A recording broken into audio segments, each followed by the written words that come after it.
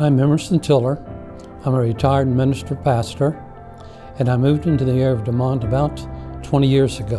My wife and I have been here during that time, and have become a part of the community, at least we hope we have.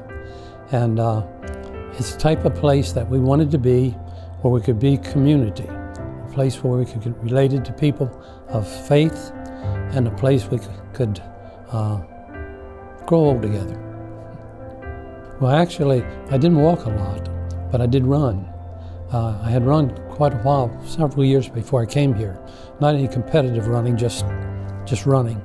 From the area that we came, I was able to run on school tracks when school was out. I assumed that when I come to DeMont, I could do the same.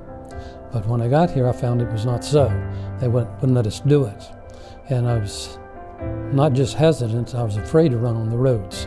Too many accidents, cars go by too fast. What if you stumbled just when a car went by? It just wasn't worth it. So I had not been able to run. So when I heard that the wreck was going up, I began to ask questions. Are they going to have a track?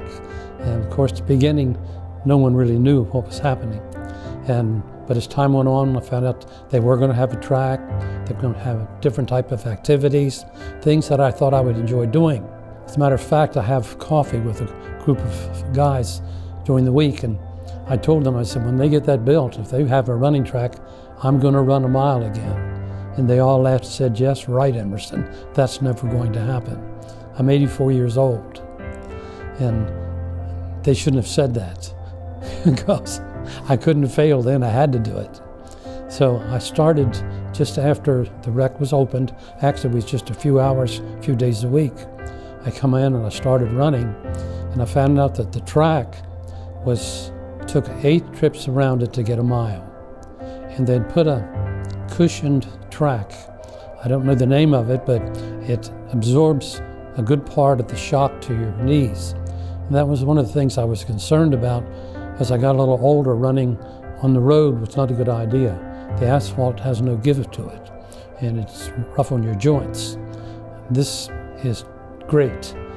When I had the opportunity to come in, I knew right away that this was going to be the place I wanted to run, because I could not feel any jog or jar to my joints.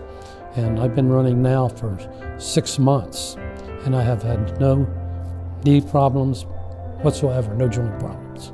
So it was what I wanted. It took me about 2.5 months to get my mile. When I started running 1/2 lap around the track. So the big thing was to get my breath back. My first day I went around about halfway, 1 lap. And by the end of 2 weeks, I could get around the lap. And it took me probably the 2.5 months to be able to run a mile. I got the honor to go back to the guys at the coffee break to tell them that I'd run the mile, and they all laughed and said, how many times did you stop? And I could smile and say, not once. And then the next Sunday at church, I told a young man, he'd become a very close friend of mine. I said, well, I ran my mile. And the first question he asked me was, how long did it take? And I smiled, I said, take a good look. I said, you're looking at an 84-year-old man. Does it matter how long I took? Of course, he laughed, and we joked about it. It's not a matter of how long it takes you to do something that's good for you. Just do it. And now I have run up to 1.5 miles. And it's really been a treat to me, and I feel much better physically.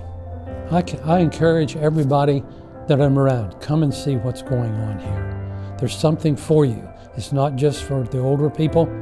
The kids are here. They got places for preschool kids to play, have fun, people that care about them to watch over them. They will hear the story of Christ. I mean, it's a great thing here. Come and see what's happening.